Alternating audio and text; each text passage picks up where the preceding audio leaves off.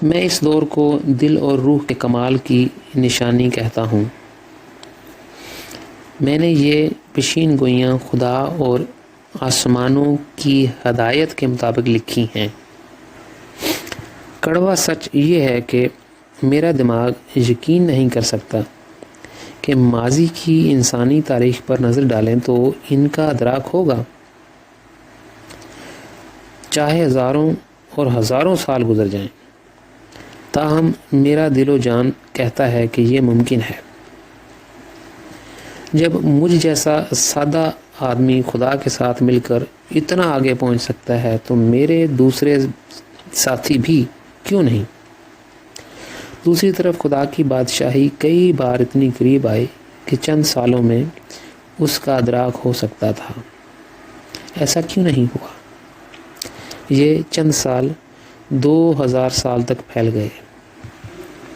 ہر بار جب خدا کی بادشاہت ہاتھ میں تھی، 4 بڑے اداکاروں نے شاندار کردار ادا کیا۔ وہ خدا اور جنتیں اور مرکزی شخص کے طور پر نبی، بنی نوع انسان اور ابلیس اپنی بری قوتوں کے ساتھ تھے جنہوں نے خدا کی کارسازی کو روکا۔ خدا اور جنتوں نے ہمیشہ مرکزی شخصیت کی بنیاد رکھ کر اپنی ذمہ داری کا 100% پورا کیا۔ جب نبی مرکزی شخص کے طور پر جاری نہیں رہنا چاہتے تھے تو اتار چڑھاؤ شروع ہوا اور چیزیں ٹوٹنے لگیں۔ بنی نوع انسان نے بھی نئے سچ کو مسترد کر دیا کیونکہ یہ اس کے تخیل سے مطابقت نہیں رکھتا تھا۔ میں یہاں 3 مثالیں دینا چاہتا ہوں۔ عیسیٰ نے پرانے عہد نامے کے قوانین پر عمل نہیں کیا اور موسیٰ کی حقیقی تصویر کو ظاہر کیا جس کی اس نے خدا سے شکایت کی۔ یہ بنی اسرائیل کے لیے بہت ہی خلاصہ تھا اور انہوں نے عیسیٰ کی پیروی نہیں کی۔ وہ کسی ایسی تعلیم کو قبول نہیں کر سکے جو ان کے انبیاء کی تلخ حقیقت کو بیان کرتی ہو۔ محمد نے عیسیٰ کے بارے میں کچھ ایسی باتیں بتائیں جو عیسائیت کے لیے خلاصہ تھیں۔ اس بات نے عیسائیوں کو محمد کی پیروی کرنے سے روک دیا۔ اب میں یہ ظاہر کر رہا ہوں کہ عیسیٰ، محمد اور دوسرے انبیاء روحانی دنیا میں ایک دکھی حالت میں ہیں کیونکہ انہوں نے خدا کے بارے میں سچائی ظاہر نہیں کی۔ یہ عیسائیوں، مسلمانوں، یہودیوں وغیرہ کے لیے خلاصہ ہے اور یہ انہیں میری کتابیں پڑھنے سے روکتا ہے۔ آخری کھلاڑی سردار فرشتہ ابلیس ہے جو شیطان بن گیا، اور اس کے گرے ہوئے فرشتے جنہوں نے خدا کو چھوڑ دیا۔ یہ شیطانی قوتیں بنی نوع انسان، خاص طور پر مذاہب پر اثر انداز ہونے کے لیے بہت سرگرم ہیں تاکہ وہ خدا کی نئی تعلیم پر عمل نہ کریں۔ یہ تمام حقائق مستقبل میں خدا کی عطا کو بدل دیتے ہیں۔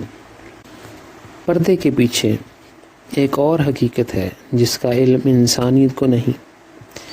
جب انسانی روحیں روحانی دنیا میں رہ رہی تھیں، سردار فرشتہ ابلیس اور اس کے فرشتے خدا کی طرف سے انسانی روحوں کو بڑھنے میں مدد کرنے کے ذمہ دار تھے۔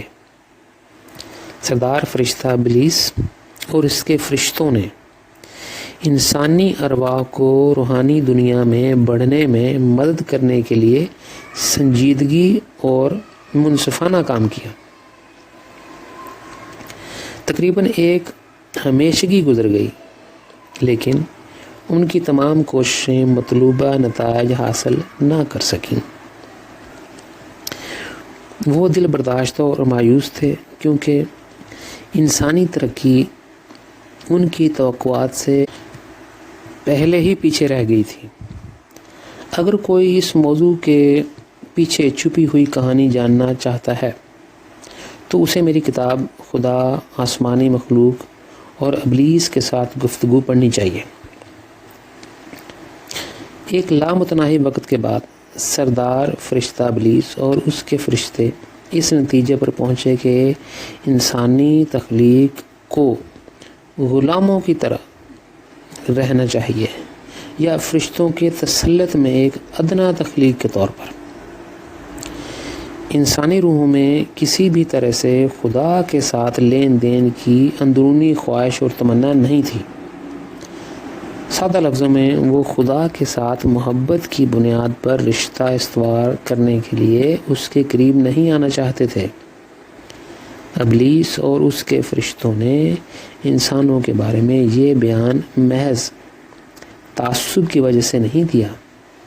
وہ اربوں سال کے بعد اس نتیجے پر پہنچے جب انہوں نے دیکھا کہ انسان ہمیشہ خدا کی طرف پیٹھ دکھاتے ہیں کیونکہ انہیں اس میں کوئی دلچسپی نہیں تھی۔ ابلیس اور اس کے فرشتوں کے اس بیان میں کافی سچائی ہے۔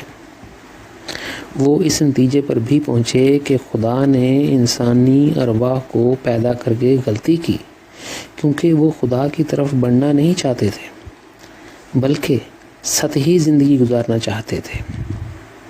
یہ صحیح نہیں ہے کیونکہ اس کا انسانوں کو تخلیق کرنے کے لیے خدا کی تحریک سے کوئی تعلق نہیں ہے۔ خدا نے ہر مخلوق کو اچھے مقصد کے لیے بنایا ہے۔ یہ سچ ہے کہ فرشتوں کی دنیا کو مسلسل بہت سی قیمتیں ادا کرنا پڑیں اور بنی نوع انسان کی مدد اور خدا کی طرف رہنمائی کے لیے تکلیف دہ ذمہ داری اٹھانی پڑی۔ لامتناہی وقت گزرنے کے بعد بھی وہ کامیاب نہ ہو سکے اور گویا یہ کافی نہیں ہے۔ روحانی مخلوقات نے فرشتوں کے کندھوں پر بوجھ بڑھا دیا ہے کیونکہ انہیں روحانی دنیا میں ان سے نمٹنا پڑا ہے۔ فرشتے ایک انتہائی مایوس کن، نا امید اور نہ ختم ہونے والے عمل میں شامل تھے تاکہ انسانوں کو کم از کم ایک بہتر جہان میں لانے کی مسلسل ترغیب دیں۔ میں خدا اور فرشتوں کی ٹوٹی ہوئی دل کی صورتحال کو اچھی طرح سمجھ سکتا ہوں اور یہ کہ وہ کن مسائل سے گزرے ہیں کیونکہ انسانی تخلیق نے روحانی دنیا میں بے شمار جہنم بنائے ہیں۔ میں اس حقیقت کی تلخ سچائی سے انکار نہیں کر سکتا جس کا مشاہدہ اور روحانی دنیا میں روز بروز تجربہ کرتا ہوں۔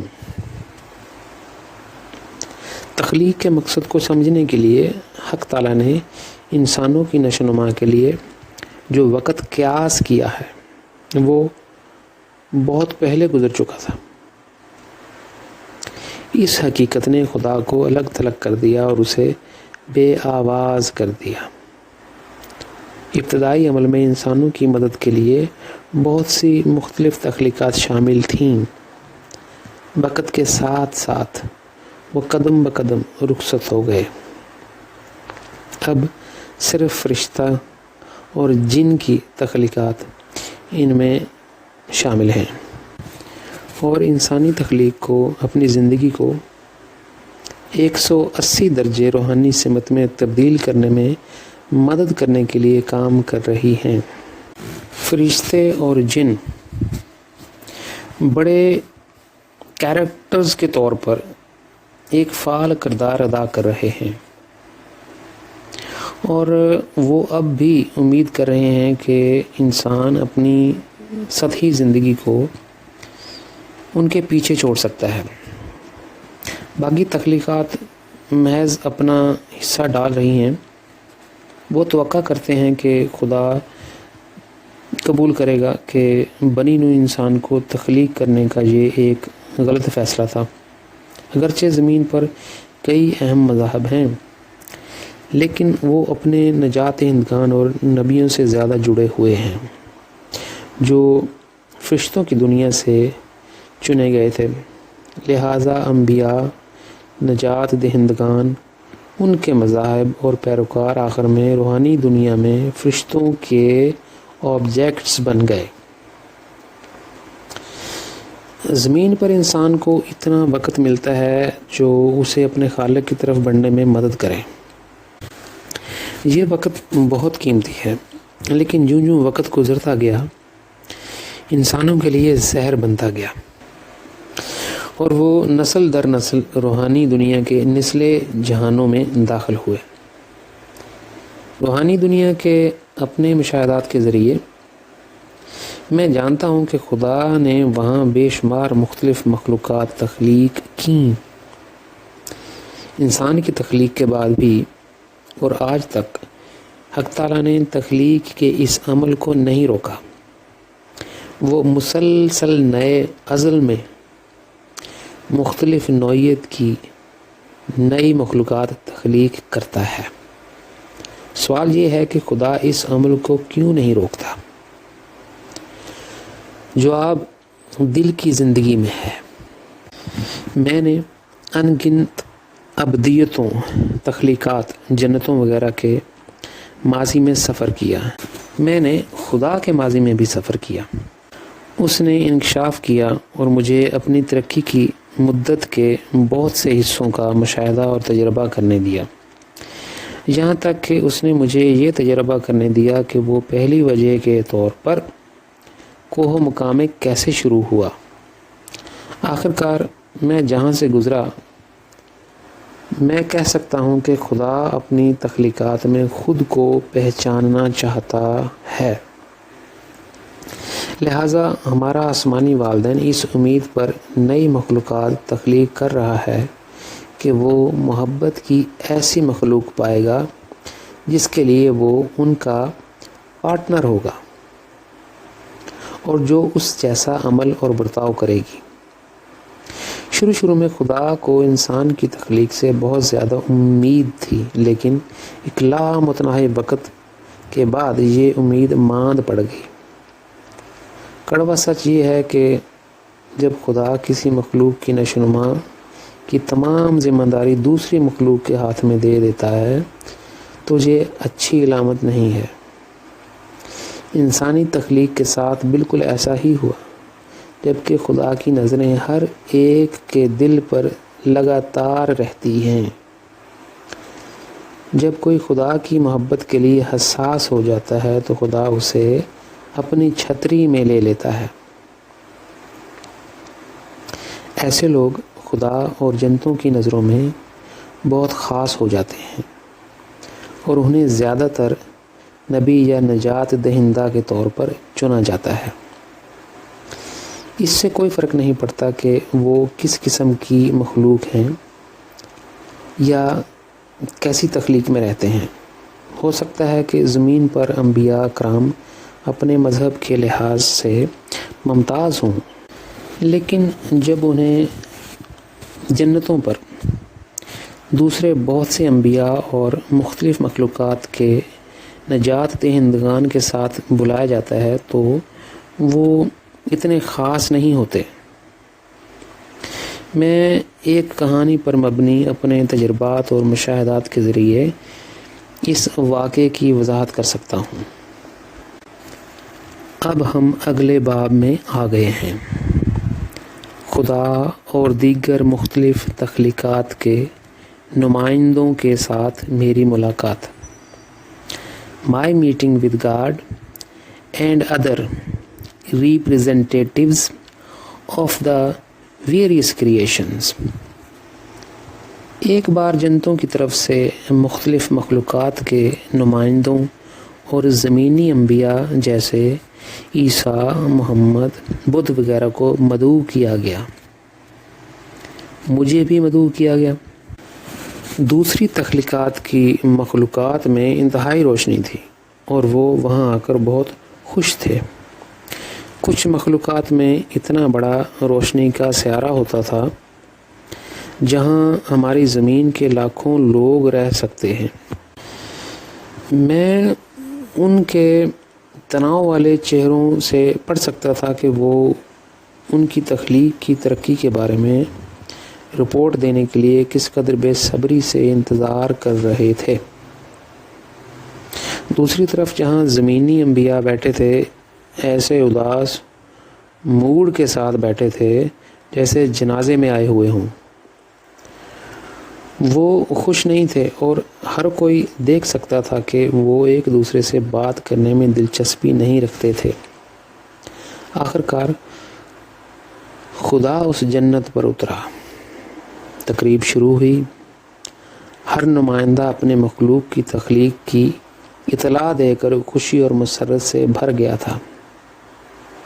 ان کی تخلیق کی صورتحال کے متعلق ان کو سن کر خدا اس وقت بہت خوش تھا۔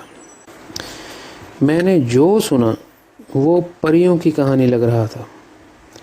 جب وہ خدا کی طرف دیکھ رہے تھے اور دیکھا کہ وہ بہت خوش تھے تو یہ نمائندے بہت متاثر ہوئے۔ انہوں نے تمام تفصیلات بتانے میں مزید وقت لیا، ساتھ ہی میرے خیالات بھی گھل مل گئے۔ مجھے زیادہ بوجھ محسوس ہوا کیونکہ میں نہیں جانتا تھا کہ زمین پر انسانوں کی روحانی نشوونما کے بارے میں کیا بتاؤں۔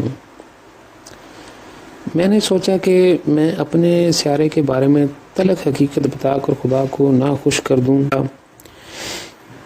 ان کی اطلاع کے مطابق نمائندے خدا کی طرف سے انعامات اور مزید روشنی حاصل کر رہے تھے۔ زمینی انبیاء اور میں الگ تھلگ تھے۔ ہم محسوس کر رہے تھے کہ ہمیں یہاں نہیں ہونا چاہیے۔ آخر کار آسمانی مخلوق نے مجھے اپنے سامنے آنے کے لیے بلایا کہ میں نے زمین پر انسانوں کی ترقی میں کتنی مدد کی اور ان کے مذاہب کی ترغیب دینے کے لیے زمینی انبیاء کتنے کامیاب رہے۔ سب سے پہلے ہم ایک دوسرے کی طرف دیکھ رہے تھے کیونکہ ہم بالکل اتحاد میں نہیں تھے۔ انبیاء اپنے مذاہب کو بچانا چاہتے تھے، اس لیے وہ مجھ سے سمجھوتا نہیں کر رہے تھے اور میں نے اس بنیاد پر ان سے سمجھوتا نہیں کیا۔ خدا کی نئی تعلیمات کے مطابق مجھے ایک عالمی خاندان قائم کرنا ہے، خدا پر مرکوز، نہ کہ نیا مذہب بنانا ہے۔ یہ ایک سوگ کا وقت تھا کیونکہ ہم واحد نمائندے تھے جو سیاہ دنوں کی اطلاع دے رہے تھے۔ میں نے کھڑے ہو کر خدا اور جنتوں سے کہا، بہتر ہے کہ میں اس جگہ کو چھوڑ دوں اس سے پہلے کہ میں اپنا منہ کھولوں اور تم سب کی خوشیوں کو ختم کر دوں۔ زمینی لوگوں کی نشوونما کے بارے میں جو میں رپورٹ کر سکتا ہوں اس میں کوئی اچھی چیز نہیں ہے۔ اس کے بعد میں اڑا اور اس جنت سے پرواز کر گیا۔ میرا دل بہت بھاری تھا کیونکہ میں زمین پر انسان کے طور پر پیدا ہوا تھا، نہ کہ کسی اور مخلوق میں۔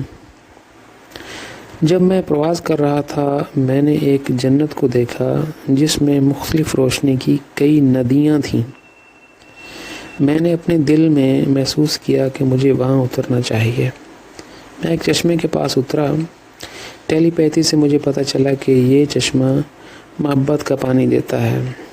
میں نے اس پانی کو پیا اور میں اس قدر صوفیانہ ہو گیا کہ میں اس جگہ کو چھوڑنا نہیں چاہتا تھا۔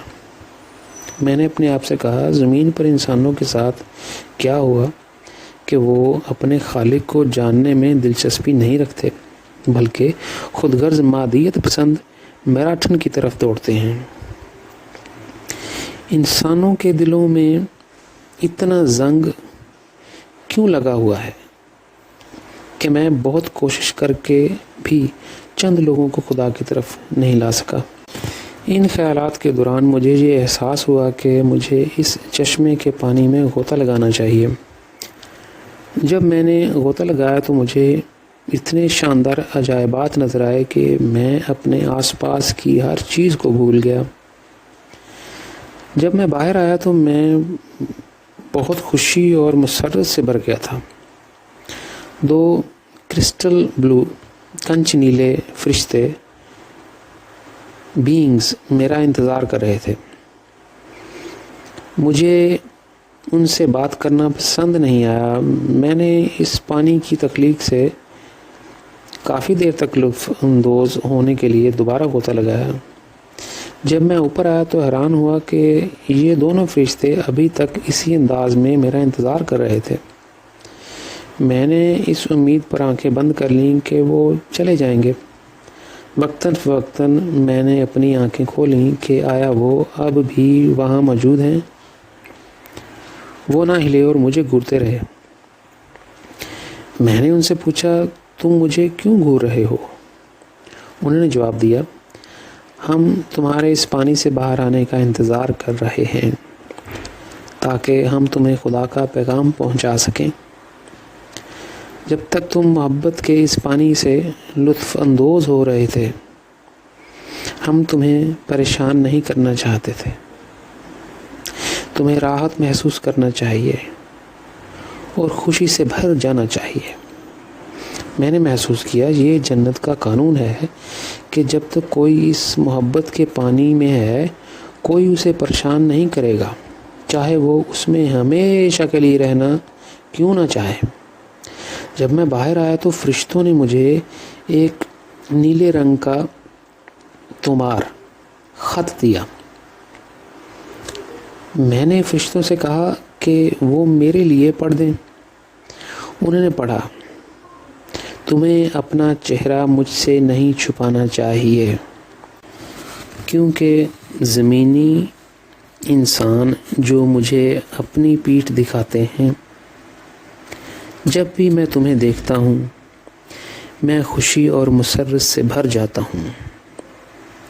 جس طرح تم چلے گئے اس بات نے مجھے اداس کر دیا۔ اگرچہ تمہارے پاس میرے لیے کوئی اچھی خبر نہیں، لیکن مت بھولنا تم ان کی نمائندگی کرتے ہو۔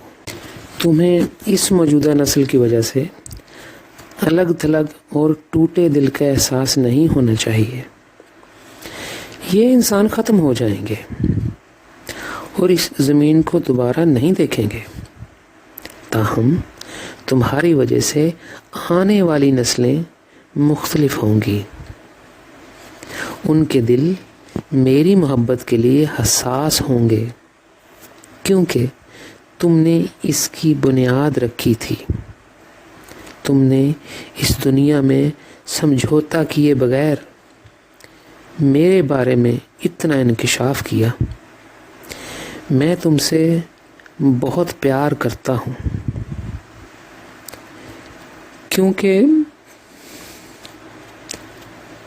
کیونکہ تمہیں صرف اور صرف میری پرواہ ہے۔ تم نے اپنے دل و جان میں میری حقیقی قدر کو جان لیا ہے۔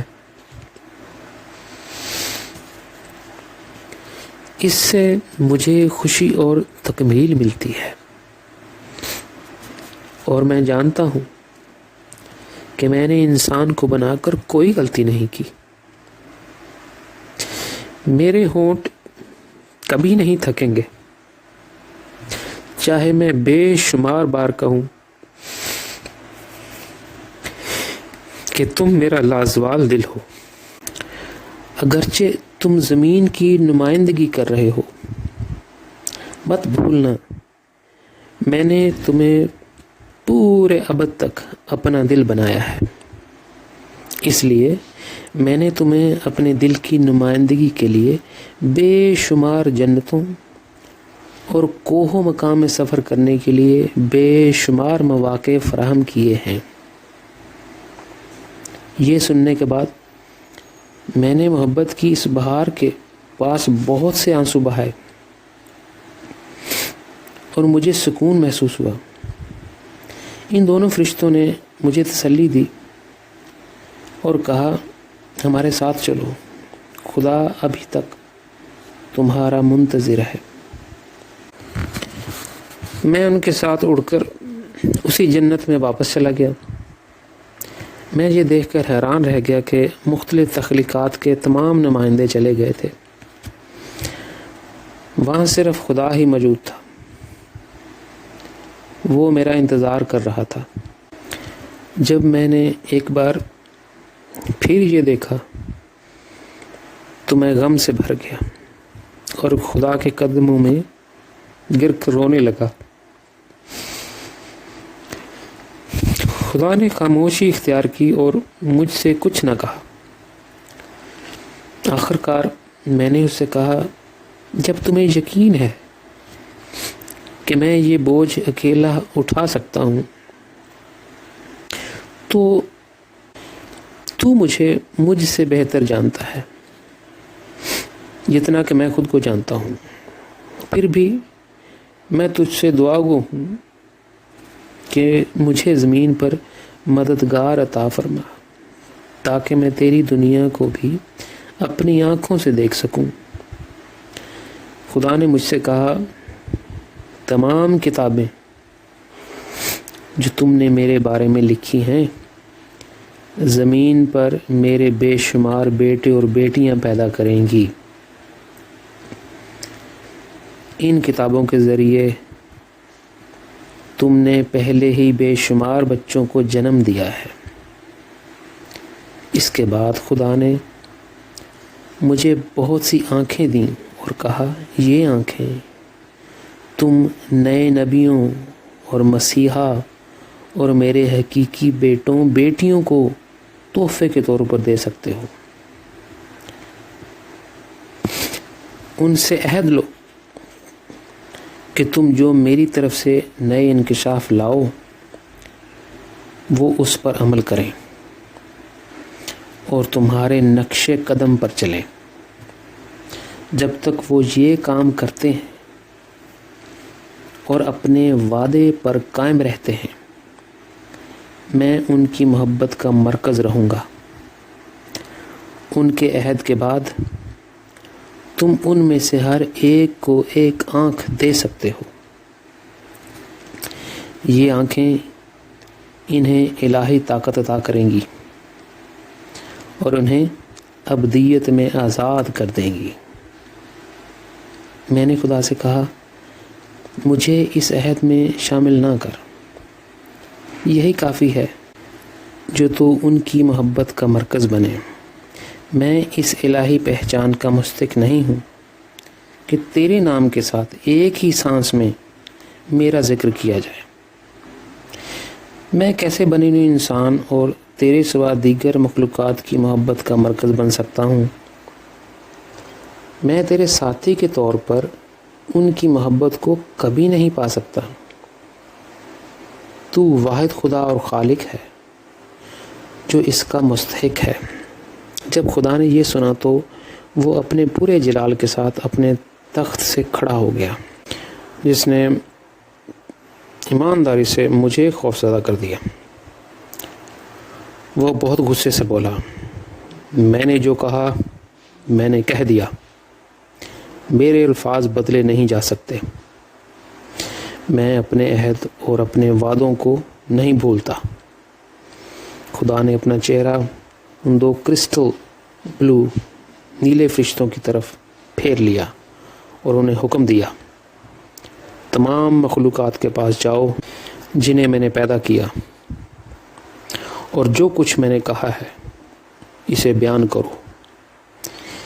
یہ آنکھیں انہیں ہی ملیں گی جو مجھ سے اور زاہد سے محبت کریں گے۔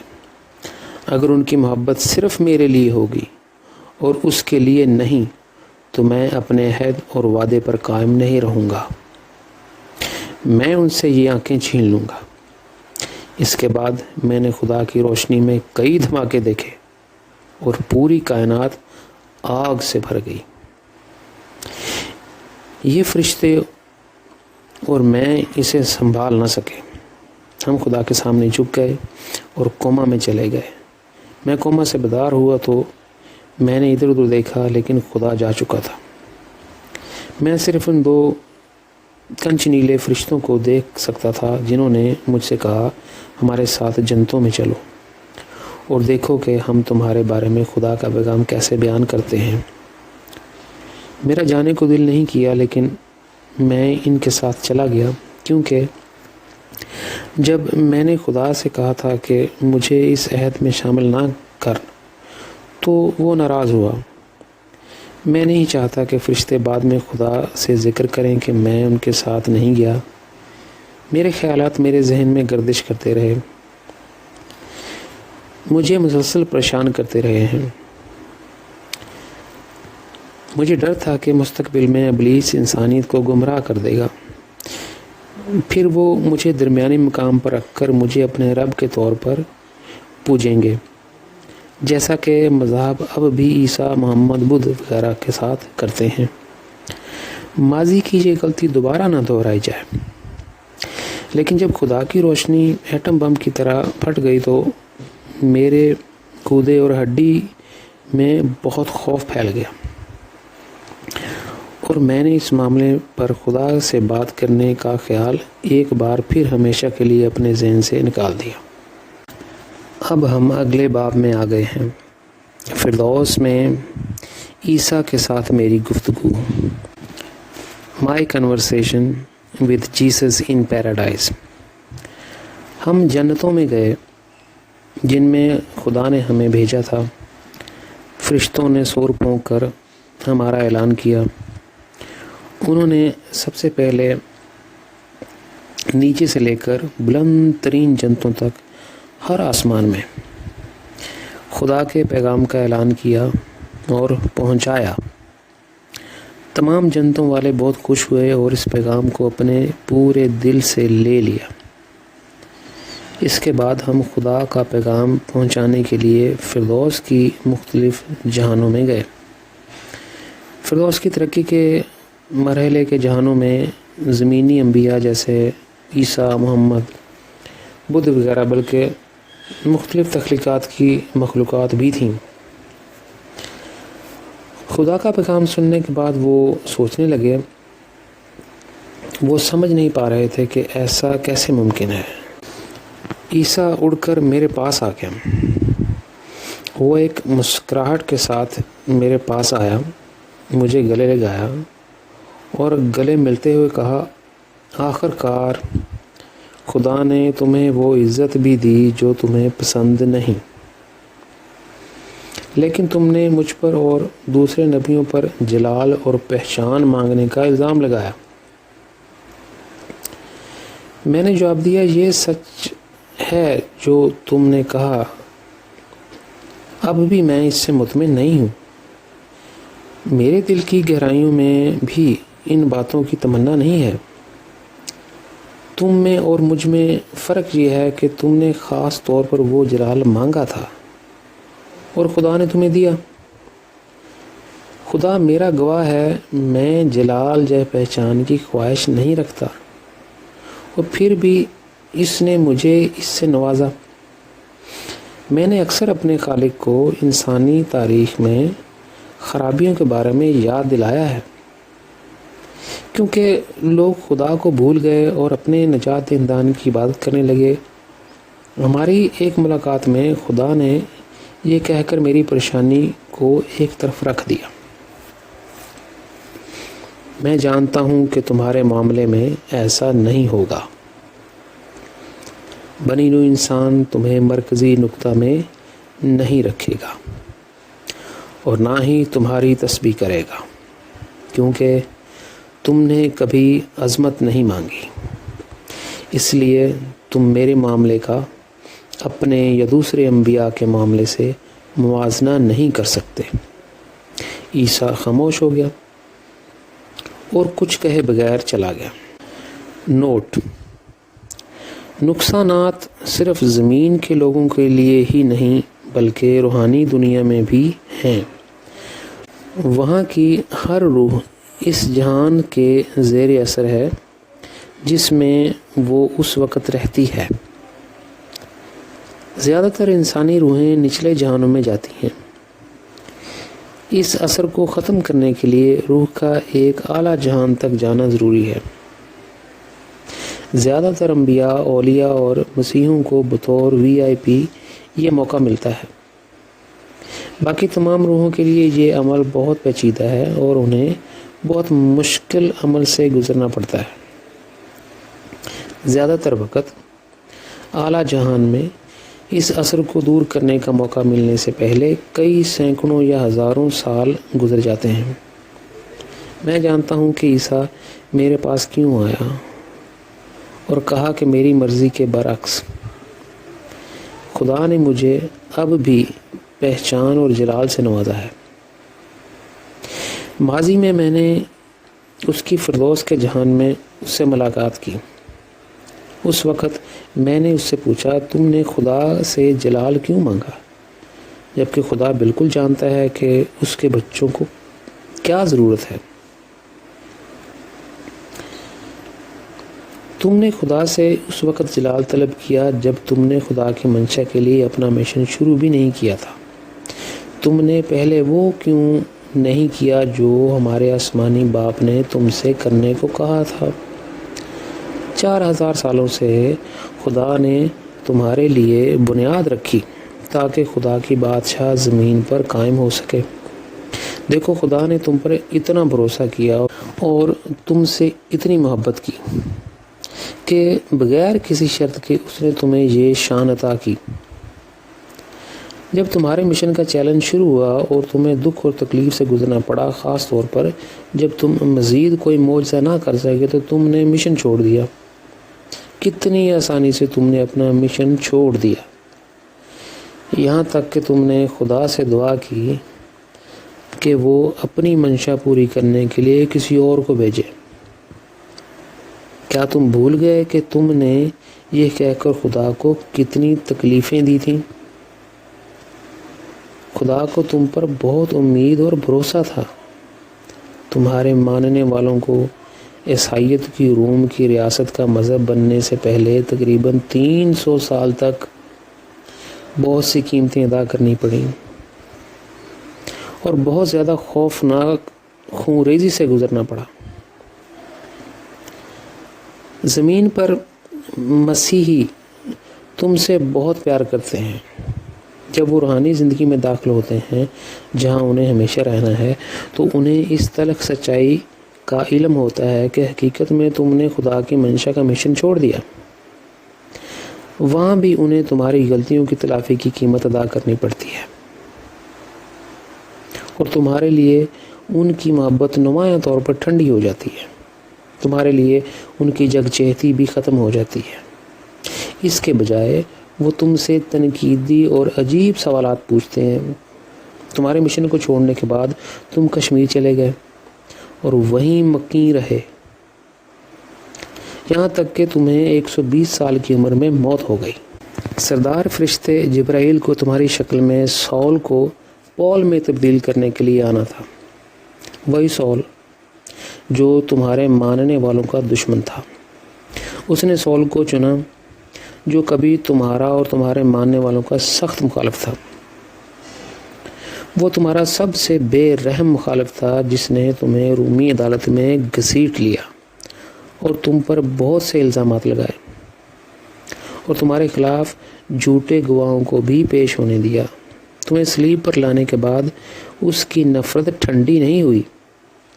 اس نے تمہارے 1000 سے زیادہ پیروکاروں کو قتل کروایا، سزا دی اور قید کیا۔ جبرائیل فرشتہ تمہاری شکل میں ظاہر ہوا تو سول موت سے ڈر گیا۔ وہ تم پر ایمان لایا اور تمہاری پیروی کی اور نیا مذہب عیسائیت بنا۔ میں دیکھ سکتا ہوں کہ تمہارے اور فردوس کے دیگر تمام جہانوں میں فرشتے جلال اور پہچان پھیلانے اور نئے مذاہب کی تخلیق کے ماہر ہیں۔ تم بھی فردوس کے ایسے ہی جہان میں رہتے ہو۔ وہاں موجود تخلیقات نہ صرف اپنے آپ کو ہر طرح کی پہچان سے نوازتے ہیں بلکہ تم بھی شان و شوکت کے ان اشاروں کو شکر سے قبول کرتے ہو۔ فردوس میں یہ شکل میری دنیا نہیں ہے اور کبھی نہیں ہوگی۔ اب یہ بات سمجھ میں آتی ہے کہ عیسیٰ میرے پاس کیوں ہے اور خدا کی طرف سے میری پہچان کی وجہ سے مجھے چھیڑا جو میں نہیں چاہتا تھا۔ کئی بار میں نے فردوس کے جہانوں کے لوگوں سے ایسی سیدھی زبان میں بات کی ہے اور میں اس طرح سے بات کرنا نہیں روک سکتا۔ اس کی 2 وجوہات ہیں۔ سب سے پہلے میں ہر بار اپنے آسمانی والدین کے ٹوٹے ہوئے دل کا مشاہدہ کرتا ہوں۔ میں آسمانوں میں سفر کرتا ہوں۔ دوسرا، ابلیس بہت فعال ہے اور بنی نوع انسان کے لیے زیادہ سے زیادہ جہنمیں بناتا ہے۔ خدا کی منشا کے لیے میرے مشن کے زندگی کے 40 سال گزر گئے اور میں نے صرف ناکامی ہی دیکھی ہے۔ مجھے زندہ رہنے کے لیے ہر ممکن کوشش کرنی ہے، چاہے عیسائیت اور اسلام کے ماننے والے ہی مجھے جھوٹے نبی کے طور پر دیکھیں۔ اکثر وہ مجھ پر الزام لگاتے ہیں کہ شیطان مجھ میں رہتا ہے۔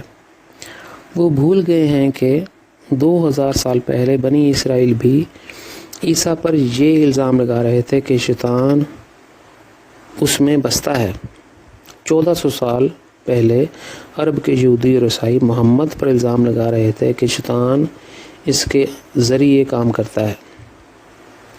میں اس دردناک سچ کے بارے میں بات کرنے سے باز نہیں آؤں گا جب تک کہ نئی دنیا کا ادراک نہ ہو جائے اور تمام جہنموں کا خاتمہ نہ ہو جائے۔ خدا کی منشا کے لیے اپنے مشن کی زندگی کے 40 سال کے بعد مجھے جنتوں میں خدا کے ذریعے یہ حیرت انگیز فضل حاصل ہوا۔ زمین پر میں ایک ناکام شخص ہوں۔ جب خدا کے مشن کو آگے لانے کی بات آتی ہے، جرمن قوم کو خاص طور پر خدا کی منشا کو پورا کرنے کے لیے چنا گیا ہے، لیکن جرمن اس کے متعلق نہیں جاننا چاہتے۔ سب سے پہلے مایوس کن بات یہ ہے کہ شاید ہی کوئی جانتا ہو کہ خدا نے مجھے بھیجا ہے۔ ایسا لگتا ہے جیسے میرے جذبات مجھے ہر روز دھوکہ دیتے ہیں۔ میری زندگی غصے، مایوسی اور ناکامی کے بوجھ سے نشان زد ہے۔ اس دباؤ سے نجات کے لیے میں روز جنگل جاتا ہوں۔ وہاں اس تمام مادیت پر مبنی دنیا سے بہت دور مجھے سکون آتا ہے۔ یہاں میرے پاس اپنے مشن کی زندگی کے حالات پر غور کرنے کا سکون اور وقت ہے۔ مجھے جرمنی، یورپ اور پوری دنیا کو گواہی دینے کا راستہ تلاش کرنا ہے۔ دیوار برلن کو 30 سال سے زائد عرصہ قبل تباہ کیا گیا تھا، لیکن ہر روز میں اپنے سر کے بل اس دیوار کے خلاف دوڑتا ہوں جسے ابلیس بلکہ انسانیت کی جہالت نے بھی بنایا تھا۔ وہ مجھے خدا کی منشا پوری کرنے کے لیے 1 سینٹی میٹر کی جگہ نہیں دیتا۔ دوسری طرف خدا نے مجھے جنتوں میں بلایا ہے اور مجھے اتنی محبت دی۔ اس نے مجھ سے وعدہ کیا کہ مستقبل میں یہ دنیا بدل جائے گی۔ جو لوگ اب زمین پر رہ رہے ہیں دفن کیے جائیں گے۔ کئی بار خدا نے مجھ سے کہا، مستقبل قریب میں کوئی بھی مذہب موجود نہیں ہوگا۔ ان تعلیمات کے ذریعے جو بنی نوع انسان تو اس دنیا میں لایا، وہ مجھے محبت کی بہت گہری بنیاد پر جانیں گے۔ بنی نوع انسان ایک خاندان میں، ایک عالمی خاندان میں محبت اور ہم آہنگی کے ساتھ زندگی بسر کرے گا۔ خدا کے یہ الفاظ مجھے تسلی دیتے ہیں اور اتنی طاقت اور محبت دیتے ہیں کہ مجھے مرنے کی کوئی تمنا نہیں سوائے اس کی منشا پوری کرنے کے۔ میں اپنی آنکھوں سے خدا کی دنیا کا ادراک دیکھنا چاہتا ہوں۔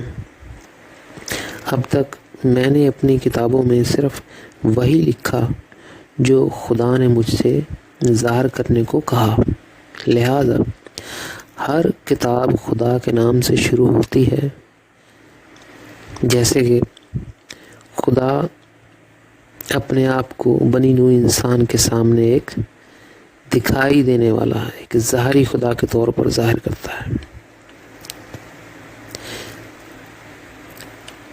دوسری کتاب خدا کے ساتھ سچے لمحات، یا ایک اور کتاب خدا، آسمانی مخلوق اور ابلیس کے ساتھ گفتگو وغیرہ وغیرہ۔ یہ میرا بنیادی مشن ہے کہ خدا کے بارے میں زیادہ سے زیادہ رازوں کو ظاہر کروں جو اب تک مذاہب کے پردے میں چھپے ہوئے ہیں۔ خدا نے مجھے بتایا کہ مجھے اسے انسانی زندگی میں لانا ہے اور یہ ظاہر کرنا ہے کہ وہ واقعی کون ہے، ورنہ بنی نوع انسان کی بدقسمتی اور مصائب کبھی ختم نہیں ہوں گے۔ یہ میرا حقیقی مشن ہے اور میں اسے اپنے دل کی گہرائیوں سے اور پوری جان سے پورا کرنا پسند کرتا ہوں۔ مجھے ایک اور افقی چیلنج کا سامنا کرنا پڑے گا، یا ہم اسے ایک مسئلہ کہہ سکتے ہیں۔ ہر روز روحانی دنیا کے انبیاء جیسے بدھ مت، عیسیٰ اور محمد، جن کے زمین پر سب سے بڑے بڑے مذاہب ہیں، میرے سامنے آتے ہیں۔ وہ ہمیشہ مجھ سے کہتے ہیں کہ ان کی مذہبی کتاب کی علامتوں کا مفہوم کسی خاص کتاب میں ظاہر کروں۔ اگر میں ایسا کروں گا تو میں اپنے راستے سے بھٹک جاؤں گا۔ یہاں تک کہ اگر میں بدھ مت، عیسائیت یا اسلام کی تمام علامتوں کو کھول بھی دوں تو ان کے ماننے والے مجھ پر بالکل بھی یقین نہیں کریں گے۔ زمین پر لوگوں کی موجودہ نسل کو تو چھوڑ دیں، اس کے علاوہ خدا کے بارے میں تمام تفصیلات کو ظاہر کرنے کے لیے میری زندگی بہت مختصر ہے، لہٰذا میں کسی بھی حالت میں ان کی علامتوں کا راز ان کے پیروکاروں پر ظاہر نہیں کروں گا۔ میں نے اپنی پہلی کتاب میں، جس کا نام ہے خدا دکھائی دینے والا خدا ہے، جو انسانیت پر ایک ظاہری خدا کے طور پر ظاہر ہونا چاہتا ہے، میں لکھا تھا کہ عیسیٰ، محمد، بدھ وغیرہ کی شہادتوں اور بعض علامتوں کی وضاحت کی جن کی وجہ سے ان کے مذہب میں غلط فہمیاں پیدا ہوئیں۔ اب وہ مجھ سے توقع کرتے ہیں کہ میں ان کی علامتوں کے معنی کے بارے میں بہت سی کتابیں شائع کروں۔ اگر میں یہ خواہش پوری کروں تو مجھے تھوڑا اور بہت قیمتی وقت نکالنا پڑے گا، جس کا مقصد صرف خدا کے رازوں کو ظاہر کرنا ہے۔ انبیاء کی کتابوں میں علامتیں بیان کرنا وہ کام نہیں جس کے لیے مجھے چنا گیا ہے۔ یہ مستقبل میں انسانیت کے لیے نقصانات لائے گا، کیونکہ اس کے بعد خدا کے بارے میں معلومات کم ہوں گی۔ وقتاً فوقتاً تمام انبیاء میرے ساتھ روحانی طور پر کام کرتے ہیں، تاہم جب وہ اپنے جہان میں واپس آتے ہیں تو وہ اپنی پرانی عادتیں دوبارہ شروع کر دیتے ہیں۔ جب وہ دوبارہ زمین پر میرے پاس آتے ہیں تو ان کے ساتھ کام کرنا انتہائی مشکل اور تھکا دینے والا ہوتا ہے، کیونکہ وہ ہر بار اپنے ساتھ اپنے پرانے رسم و رواج لاتے ہیں۔ یہ واقعہ میں عیسیٰ، محمد اور بدھ اور دیگر انبیاء کے ذریعے کئی بار دیکھ چکا ہوں۔ زمین سے بہت ساری انسانی ارواح اب تک اپنے جہان تک پہنچ چکی ہیں۔ جب یہ انبیاء میری مدد کے لیے زمین پر اترتے ہیں تو دیکھتے ہیں کہ ان کے مذاہب اس دنیا میں مضبوط سے مضبوط تر ہوتے جا رہے ہیں۔ ایسا لگتا ہے کہ ان کا مذہب آخرکار دنیا پر حکومت کرے گا۔ مثال کے طور پر ایک موقع پر محمد نے مجھ سے اپنا نقطہ نظر ظاہر کیا۔ انہوں نے کہا کہ 2040 میں اسلام یورپ اور امریکہ پر قابض ہو جائے گا۔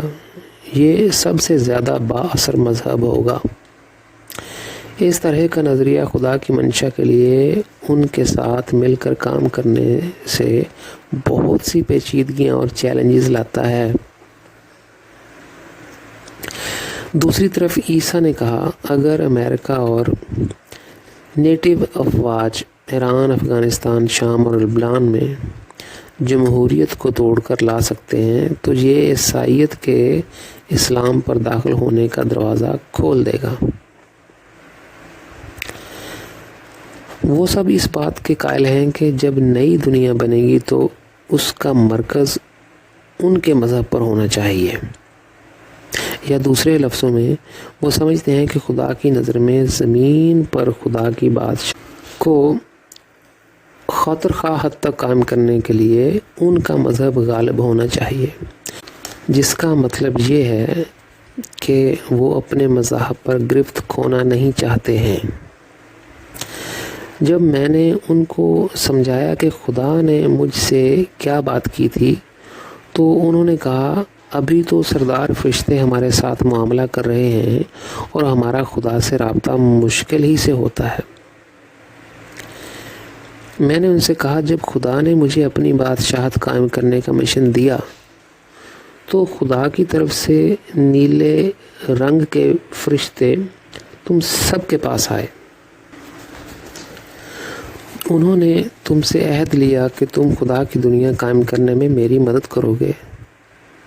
انہوں نے تم سے یہ عہد نہیں لیا کہ تم اپنے مذاہب کی حفاظت اور دفاع کرو گے۔ میں تمہیں بتانا چاہتا ہوں کہ خدا نے ایک بار جنتوں میں مجھ سے کیا کہا، اگر تم زمین پر میری بادشاہت لانے میں کامیاب نہیں ہوئے تو میں عیسائیت، اسلام اور دیگر تمام مذاہب کو دفن کر دوں گا۔ اگر مذاہب کے بانیوں نے تمہاری اس طرح مدد نہیں کی جس طرح تم نے ان سے کہا تھا تو آسمان سے ستارے گر جائیں گے۔ اس کا مطلب یہ ہے کہ تمام مذاہب کے بانیوں کی روشنی ختم ہو جائے گی اور انہیں دوبارہ زندہ نہیں کیا جا سکتا۔ اس سے کوئی فرق نہیں پڑتا کہ وہ نبی، نجات دہندہ یا مسیحا ہے۔ بنی نوع انسان کے لیے ایک چینل بننے سے پہلے وہ عام انسان تھے۔ وہ روحانی دنیا میں مسلسل بڑھ رہے ہیں اور اس کے ساتھ ساتھ وہ بہت سی پیچیدگیوں میں گھرے ہوئے ہیں۔ بدقسمتی سے یہ اب بھی زمین پر بنی نوع انسان اور روحانی دنیا میں انبیاء کے لیے ایک چیلنج ہے کہ وہ چیزوں کو اس طرح دیکھیں جیسے خدا انہیں دیکھتا ہے۔ اس لیے روحانی دنیا میں ارواح کی نشو و نما کے مطابق بے شمار جہان موجود ہیں۔ اب ہم نئے باب میں آ گئے ہیں۔ روحانیت کے بغیر سائنس اندھی ہے۔ Without spirituality, science is blind۔ میرے الفاظ میں بہت سچائی ہے۔ ہمارے موجودہ دور میں سائنس اور مذہب ایک دوسرے سے آزاد اور الگ الگ کام کر رہے ہیں۔ سائنس نئی دریافتیں کرنا چاہتی ہے اور یہ جاننا چاہتی ہے کہ چیزیں تخلیق میں کیسے کام کرتی ہیں۔ مذاہب براہ راست یا بالواسطہ طور پر خدا کے قریب ہونا چاہتے ہیں اور خدا کی تخلیق کی تفصیلات کو جاننے میں اسے کم دلچسپی ہے۔ خدا خود ایک مکمل کامل وجود ہے۔ وہ وقت اور جگہ سے ماورا ہے اور ابدی روحانی دنیا میں رہتا ہے۔ تاہم اس نے ظاہری مخلوق کو بھی پیدا کیا اور اس میں اپنی طاقت، توانائی، حکمت اور ذہانت کا اظہار کیا۔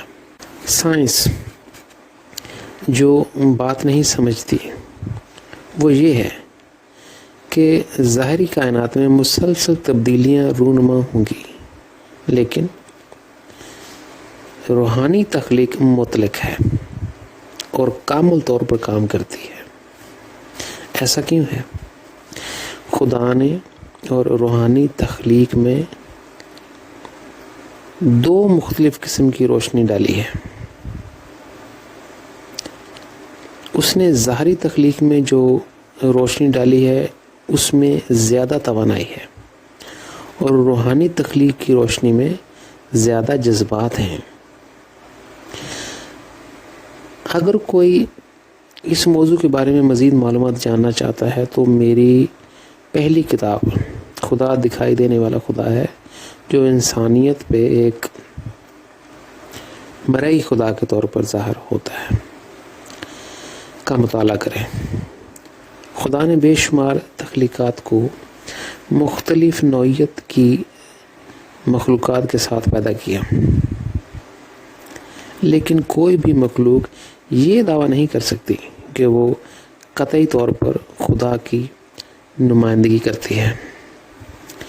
یہاں تک کہ بیرونی تخلیق میں بھی مختلف نوعیت کے انسان بہت سے سیاروں پر رہتے ہیں۔ مسئلہ صرف یہ ہے کہ وہ ہماری زمین سے بہت دور رہ رہے ہیں۔ ہمیں ان کے سیاروں تک جانے میں بہت وقت لگے گا۔ اگر سائنسدان اپنے آپ کو روحانی زندگی سے گہرائی سے جوڑتے نہیں ہیں تو یہ انہیں ہمیشہ کے لیے لے جائے گی۔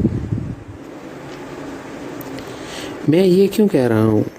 دوسرے سیاروں پر بہت دور رہنے والی مخلوقات بہت جلد سائنس کے ذریعے بہت سی چیزیں دریافت کر سکتے ہیں، کیونکہ وہ خدا سے محبت کرتے ہیں۔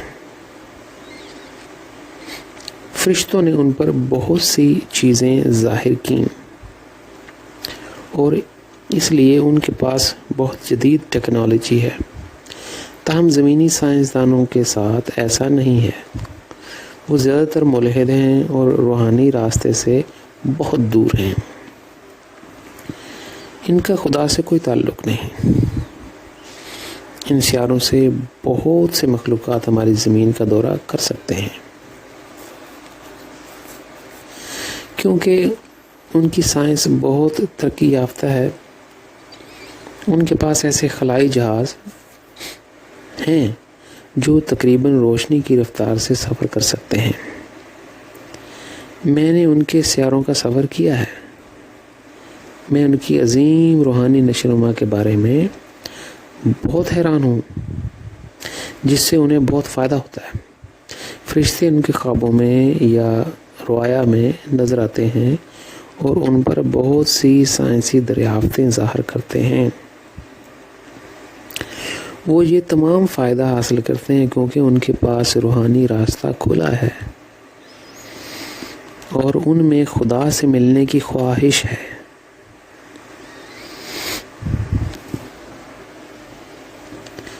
ان کے روحانی حواس کھلے ہیں۔ وہ زمین پر ہمارے سائنسدانوں کی طرح روحانی اندھے نہیں ہیں۔ وہ روحانی راستے پر چلنے کے لیے بہت بردبار اور وسیع النظر ہیں، اس لیے ان کی سائنس بہت زیادہ ترقی یافتہ ہے۔ دوسری طرف ہماری زمینی سائنسی کامیابیاں نہ صرف پسماندہ نظر آتی ہیں بلکہ پوری طرح سے معذور ہیں۔ زمین پر مذاہب تنگ نظر، عدم برداشت اور زندگی کا ایک بہت ہی محدود طریقہ گزارتے ہیں، کیونکہ وہ محض عقیدے کے مرحلے میں ہیں۔ تاہم ظاہری اور روحانی رازوں کو روشنی کی رفتار سے زیادہ تیزی سے دریافت کرنے کا ایک اور طریقہ بھی ہے۔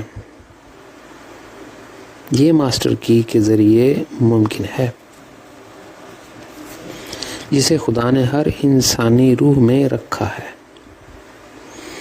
اگر ہماری روح کا خدا کے ساتھ گہرا جذباتی تعلق ہے تو اسے ایسی خوبی کی روشنی ملے گی کہ پلک جھپکتے ہی یہ ظاہری اور روحانی کائنات کے کسی بھی حصے میں ہو سکتا ہے۔ یہ ہر مظاہر کا مشاہدہ اور تجربہ کر سکتا ہے اور اس کے وجود کی تمام تفصیلات اور وضاحتیں حاصل کر سکتا ہے۔ بدقسمتی ہمارا سیارہ سائنس اور روحانی ترقی دونوں کے لحاظ سے بہت پسماندہ ہے۔ مذہب کا پہلا مقصد یہ بتانا چاہیے کہ خدا کون ہے اور ہماری زندگی کا